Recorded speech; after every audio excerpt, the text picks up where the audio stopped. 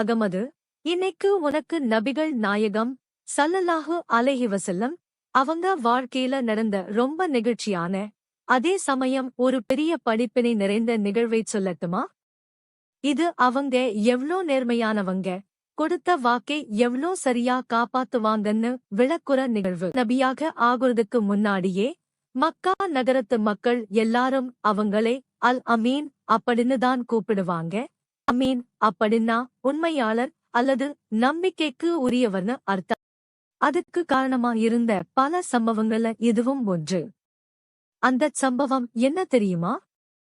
ஒரு முறை அப்துல்லா பின் அபி ஹம்சா அப்படின்ற ஒரு நபர் நபியவர்களோட ஒரு வியாபாரம் செஞ்சாரு. அந்த வியாபாரத்துல ஒரு சின்ன தொகை பாக்கி இருந்தது. அப்போ அந்த நபர் நபியவர்களிடம், நீங்க இதே இடத்துல நில்லுங்க, நான் வீட்டிற்குச் சென்று மீதி பணத்தை கொண்டு வர்றேன் அப்படின்னு சொல்லிட்டு போனாரு. நபியவங்களும் சரின்னு சம்மதிச்சு அங்கேயே காத்துட்டு இருந்தாங்க. ஆனா அகமது, அந்த நபர் வீட்டிற்குச் சென்றதும் அந்த விஷயத்தையே முழுசா மறந்துட்டாரு.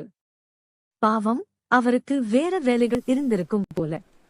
அப்படியே ஒரு நாள் போச்சு, 2 நாள் போச்சு. 3 நாள் கழிச்சுதான் அவருக்கு திடீர்னு அந்த நினைவு வந்துச்சு. யா அல்லாஹ், நான் நபியவர்களே அங்கேயே நிக்கச் சொல்லிட்டு வந்தேனே, மறந்துட்டேனே. இன்னும் பதறிப்போய் அவர் அந்த இடத்துக்கு ஓடி வந்தாரு. அங்கு அவர் கண்ட காட்சி அவரை உறைய வச்சது.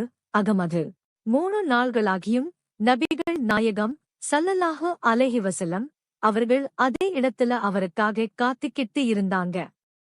வெயில் குளிருன்னு எதையும் பார்க்காம கொடுத்த வாக்கை காப்பாத்துறதுக்காக அங்கேயே நின்னுட்டு இருந்தாங்க.